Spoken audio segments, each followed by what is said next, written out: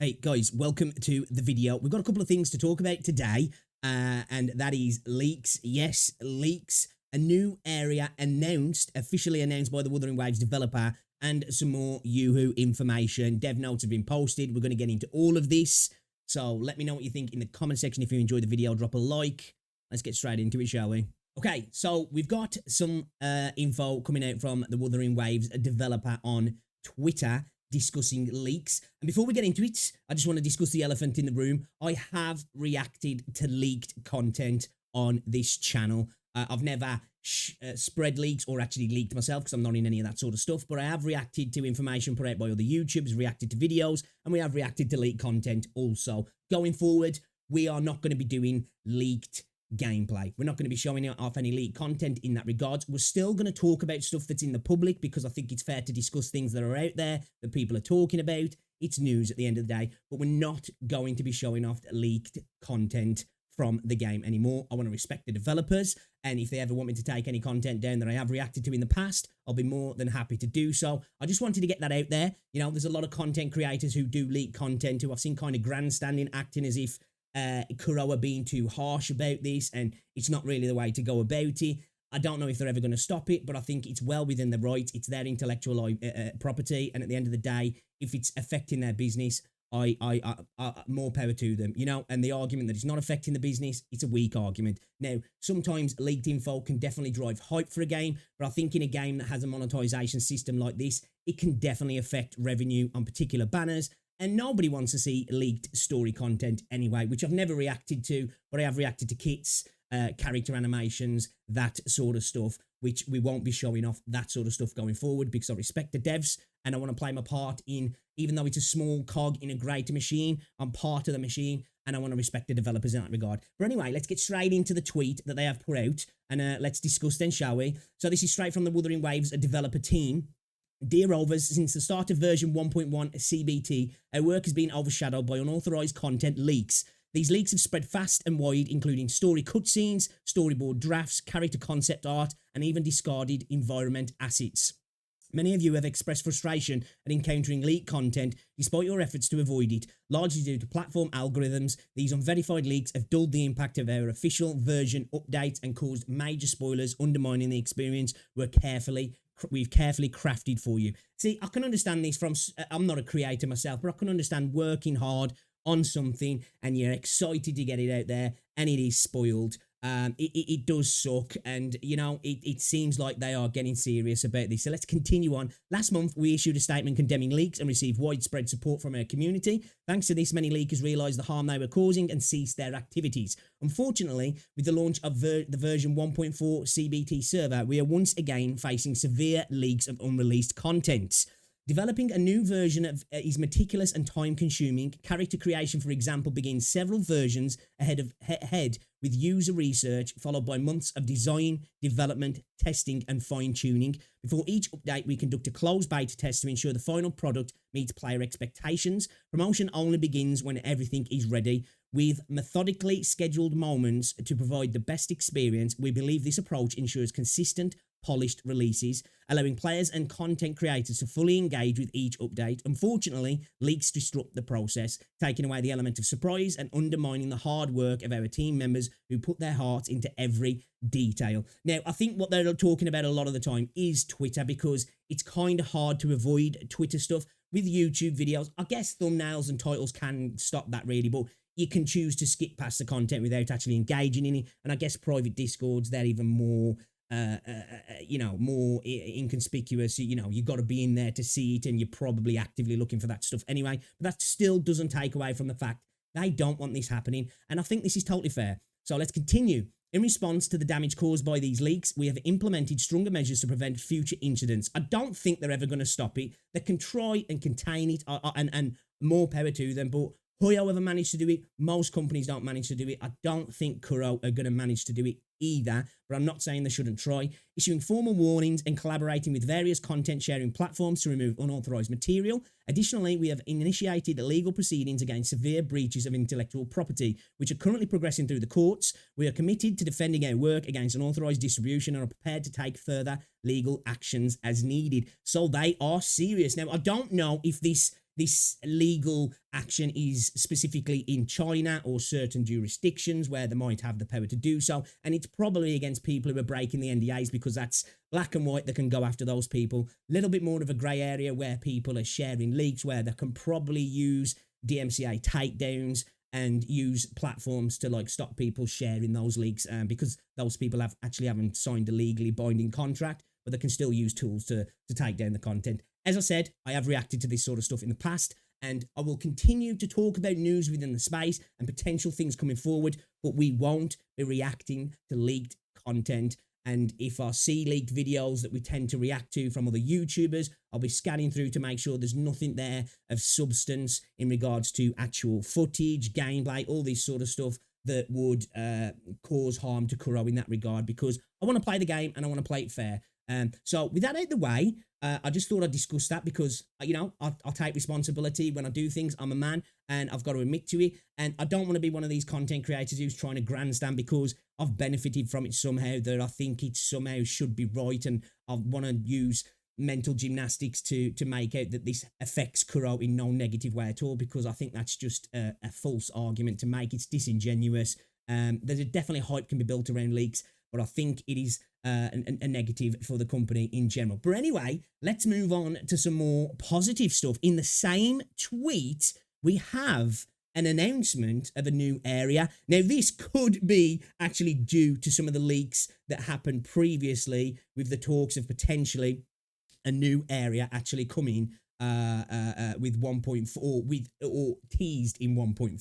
So let's get into this then, shall we? Now, with version 1.4 CBT on track and preparations for official marketing well underway. One thing I will say about marketing, I think Kuro can definitely get a little bit better. They've improved massively, and I know this is all because this is their first real big global PC launch as well. I know we've got PGR now, but that started off on mobile. It didn't become a global thing till a little bit after. It's behind on global compared to CN. This is their first big baby, isn't it? So, you know, they're learning as they go, and they are improving. The team is focused on developing our next major update. Excited for that. A brand new area that we've been designing based on all the feedback from you since launch. This new area is a true co-creation between us and the player community. That's an interesting way to describe it, actually. In a way, it belongs to all of us. We call on all players to cherish this creative journey together. Please help us protect our hard work by standing against leaks. We will continue gathering evidence against those who steal and distribute our unreleased materials. If you encounter any leaks, we encourage you to report them to us via our dedicated email, legal@kuro.com. Once again, kurogames.com. Once again, we extend our deepest thanks to all of you for your love and support. Wuthering Waves dev team, the 21st of October, 2024. I did react to this on stream yesterday, but I just wanted to actually make a video talking about it. As I said, you know, I've been part of it. I want to discuss it, and I want to be open moving forward for you guys, and just for myself as well. That's the way I like to do things. But I think this is them actually trying to get ahead of the potential stuff that might be coming out, maybe even more, in regards to what I just mentioned about the leaks regarding the new area. So this is really interesting. I'm just kind of interested in the fact that it's a true co-creation between us and the player community. Now, is this a specific area that they've created kind of like separate from what they were going with? And this is like kind of a bit of fan service, because there are things I've heard about, which I'm not going to discuss in this video, of course, but I'm wondering if this might be something to do with that particular thing. And, you know, you can go and look for yourself if you want to. But it's very interesting. The fact that they're talking about it being a company and player community built creation, and in a way it belongs to all of us. So I'm really interested to see what it is. Is it going to be the new nation? Is it going to be a new sub area, kind of like what we've got with the Black Shores at the moment and Mount Firmament? And I'll be interested to see how Kuro are going to do things. Are we going to have a major nation drop and then a multiple sub areas throughout patches and then a new nation? Is that going to be the way they do things typically, or will we just have a new nation, kind of like how Genshin does it, and then a new nation and a new nation, or will we continue to have these sub patches where we have these smaller locales within the actual larger arc of that particular nation? It'll be interesting to see, actually. But anyway, I just wanted to discuss that. You know, we've spoke about the leaks. We've spoke about the potential new. Well, we know it's going to be a new area because it's been announced. This is official. This isn't leaked information. So let's move on to information about Youhu. They did tweet this yesterday, and they've released some dev notes. So let's have a little look through them, shall we? Profile reveal cryogenic wonders Youhu. Loading data Youhu, a voluble and whimsical antique appraiser known for creating limericks on the spot. She presents her appraisals with flair and precision. She sets up a stall on the street, ensuring antiques find their way to those who truly cherish them. The artwork's pretty cool as well. I always love when we get new artwork, and I actually quite like the artwork for Youhu. One of the things I've said multiple times about this game is that the artwork never really does the characters justice, but I think this actually, I don't know if it's just the whole color palette or this specific piece of art. I think it just looks really good, actually. So we've got some more artwork here. We can see her attribute. We know these glacial gauntlet weapons, her ascension materials. She's going to be using a new boss material as well. Skill materials, a forte, cryogenic wonders. So we kind of know about all this stuff anyway. We've got a little animation of a normal attack here. And if you've done 1.3, you had a little go with her anyway, so you kind of know what it's all about. Basic attack, perform up to 4 consecutive attacks dealing glacial damage. A heavy attack here. Got through just the basic stuff. Heavy attack, frostfall. Mid-air attacks, a plunging attack at the cost of stamina, dealing glacial damage. And the dodge counter. Youhu possesses no antique. Quickly press normal attack button right after a successful dodge to thrust forward, dealing glacial damage, and perform the lucky draw once. So let's have a look at the heavy attack. And then when Frost is full, hold the normal attack button to cast Frostfall. When Frost is full during Fortune rolling state, release the normal attack button to cast Frostfall. If Youhu cannot cast Frostfall at the moment, perform lucky draw once instead. Youhu can obtain Frost in the following ways. When Frost is not full, hold normal attack button to enter the Fortune rolling state and restore Frost over time when basic attack hits a target. So we just got a basic, you know, the overview of a basic attacks and a heavy attacks and all that sort of stuff. Obviously, we know a resonance skill as well. Scroll divination. Youhu smashes a scroll down at the enemy, dealing glacial damage, restoring HP for all party members nearby, and performs lucky draw once. So anybody who's looking for a bit more of a support role for a little bit of healing, this is great for you guys.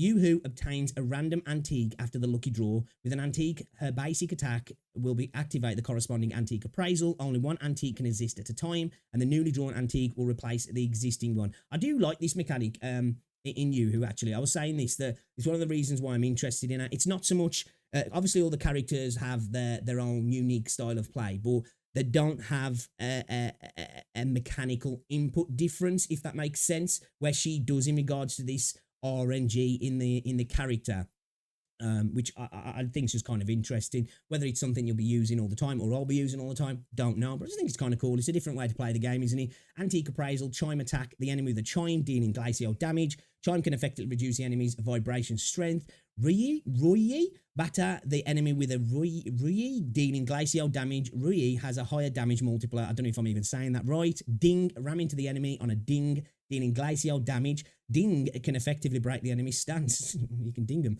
Mask, throw a mask at enemies in front, dealing glacial damage. Mask, pulling enemies along its path. So a bit of healing, bit of CC. This is good. Resonance liberation, fortune's favour. Youhu hurls her scroll at the enemy, causing a glacial damage blast in the area. On the blast, 4 buttons will appear. Choose a button within the specified time to obtain the corresponding antique. Otherwise, obtain one random antique. So you can ignore it, or you got a little bit of a QTE in the ult as well, which again, for me, kind of cool. A little bit of a different way to play the game. I'm interested. Forte circuit, poetic essence. As 4 auspices, hold the normal attack button to release poetic essence, dealing glacial damage, considered as resonance skill damage, while restoring HP for all nearby party members. Youhu can hold up to 4 auspices. I don't know how to pronounce that, my bad. Poetic essence, deal glacial damage to enemies within the range, and additionally, let me just mute the website. I don't know why you decided to wait so long then. I was waiting for that, actually. 4 different types of auspices reduce the vibration strength of hit enemies. Antiques, a pair of auspices increase poetic essence damage. Double pun, 2 pairs of auspices additionally restore HP for all nearby party members. Triplet, 3 identical auspices increase poetic essence damage.